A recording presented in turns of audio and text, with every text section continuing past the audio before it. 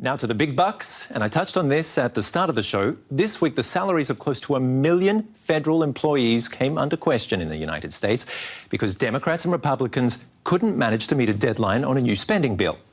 How can things go so wrong in the world's mightiest economy?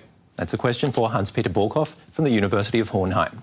Well, as an external observer, we would assume that it's because the United States has got too much debt, the debt is increasing much too fast, and therefore maybe the Republicans found out that we should spend less, that they should spend less in the United States. But the fact is, it's not because of that. It's because, well, the government wants to finance a project which the Republicans despise, and now they try to blackmail the government into not continuing with this project.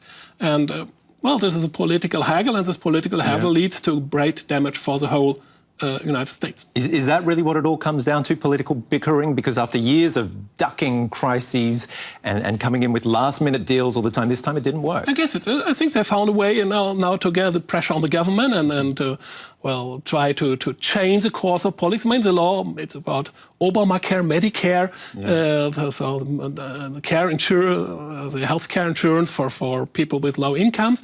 This is law, so it should take place. But now they say, but maybe it should take place, but we don't give you any money for that. You must abstain from that. That's a power conflict. What does it say about the United States as a whole?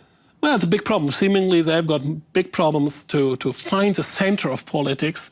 And so the extremes are ruling, and the extremes are highly influencing, particularly the Republican Party, because nobody dares to stand up against this kind of extremist policies.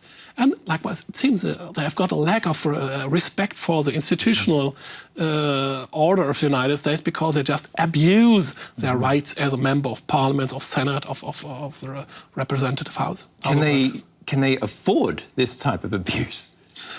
No country can afford it. I mean, the United States can better than any other country on earth because they're so particularly rich. But on the other hand, they had a big economic crisis. They are recovering somewhat.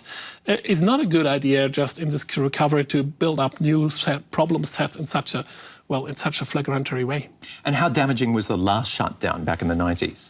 To tell the truth, I have never seen a number on how much damage was done. The big problem is that many individual plans have to be changed if the government isn't properly working, and nobody can put a price tag on that. Also, this was the deadline before the deadline, so to speak. If we take a look at the very interesting trajectory that federal debt is on, the level has tripled since 2000.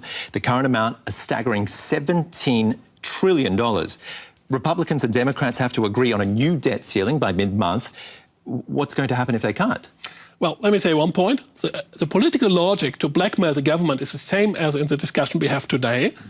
So it should happen if the Republicans don't change their course.